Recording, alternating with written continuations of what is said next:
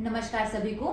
आज हमारे साथ हैं doctor Kapil Kumar, assistant professor from NIT Delhi and miss Karuna, PhD student from NIT Delhi. इन दोनों का ही एनवायरमेंट इंजीनियरिंग में काफी साल का एक्सपर्टीज है। तो आज हम जानते हैं देश की बहुत ही गंभीर समस्या के बारे में जो हमारा देश आज झेल रहा है, जोशीमठ आपदा। डॉक्टर कपिल कुमार, जोशीमठ आपदा क्या है?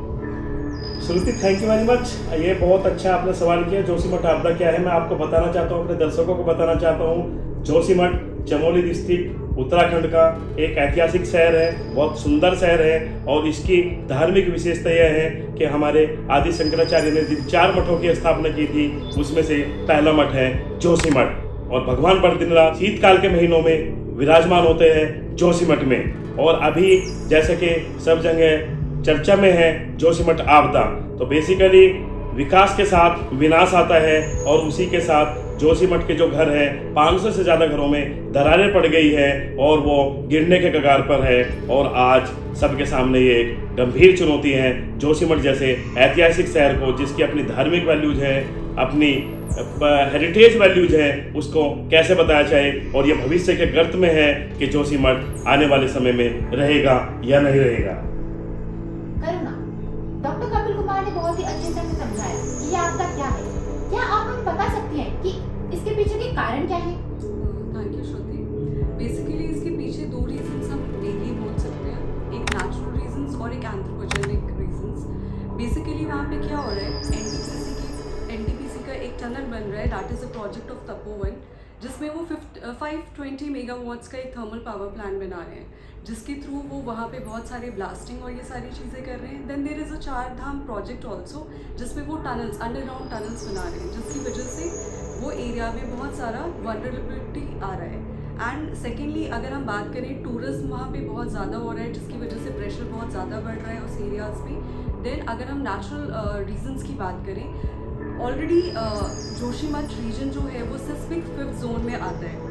एंड इसके अलावा वहाँ पे जो नेचुरल रीजंस है, according to Mishra committee report of 1876, उन्होंने ये बताया था कि this region is already present on a sandstones, जो कि बहुत ही वनरेबल पीस ऑफ लैंड है, जिसकी वजह से ये रीजंस बहुत ज़्यादा मैटर करते हैं। And recent report in 2021, March 2021, IIT रोपड़ ने ये ऑलरेडी बताया था कि वहाँ पे ग्लेशियल बेल्ट डाउन की वजह से ये रीजन बहुत ही जल्दी डिस्प्लेस हो सकता है। And this is one of the reason जिसकी वजह से जोशीमठ क्राइसिस हो रही है। Thank you Karuna. सर, जैसे कि करुणा ने बताया कि डेवलपमेंट के साथ ही हमारा डिस्ट्रक्शन हो रहा है, तो आपको क्या लगता है कि इस तरीके के डेवलपमेंट मॉडल के साथ क्या विनाश के साथ विकास हो सकता है? श्रुति, डेवलपमेंट किसी भी नेशन के लिए, ग्रोथ के लिए, जीडीपी के लिए बहुत जरूरी है, इसेंशियल है।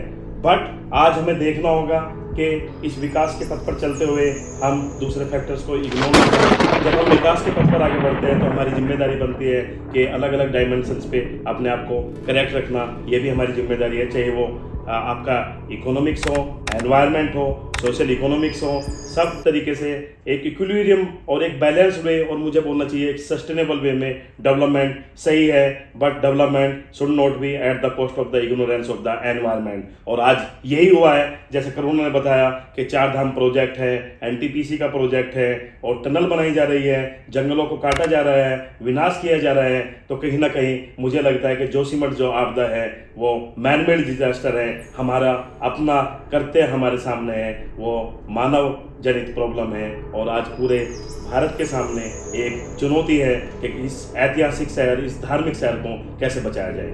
Thank you sir. करुणा, अभी मेरा सवाल आपसे है कि जैसे सर ने हमें बताया सस्टेनेबल डेवलपमेंट के बारे में, तो हमारा क्या डेवलपमेंट मॉडल होना चाहिए सस्टेनेबिलिटी की राह पे? बेसिकली डेवलपमेंट बहुत ही ज़्यादा इंपॉर्टेंट है, बट हमें सस्टेनेबल डेवलपमेंट की तरफ ज़्यादा मूव करना चाहिए। फॉर इंस्टांस मैं सिर्फ एक एग्जांपल देना चाहूँगी, Bhutan country as a country, उन्होंने 2 चीज़ों पे बहुत अच्छा काम किया। Even though it is a very small country, उसने डेवलप्ड कंट्रीज़ को भी पीछे छोड़ दिया है in the happiness index, as well as वो country carbon negative emission country है। तो हमें इस तरीके का मॉडल इंडिया में भी अपनाना चाहिए। Thank you Karuna. सर, आपका क्या मैसेज है हमारी ऑडियंस के लिए? श्रुति, मैं सभी दर्शकों को, इस देशवासियों को, सबको एक ही मैसेज देना चाहूँगा कि पर्यावरण को बचाना हम सबकी नैतिक जिम्मेदारी है।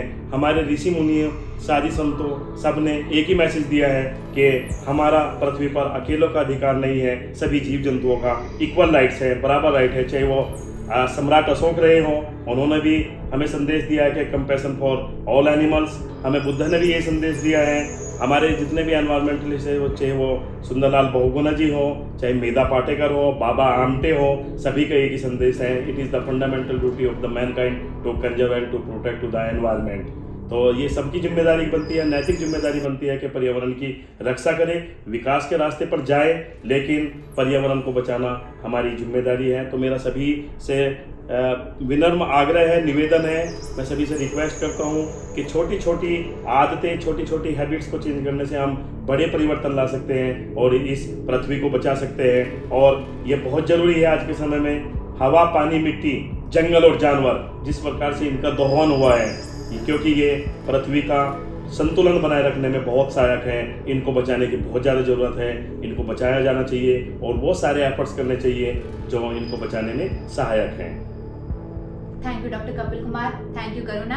आप सभी से यह निवेदन है कि एवरी स्टेप्स काउंट, इसीलिए save environment, save life. Thank you. Thank you. नमस्कार। नमस्कार।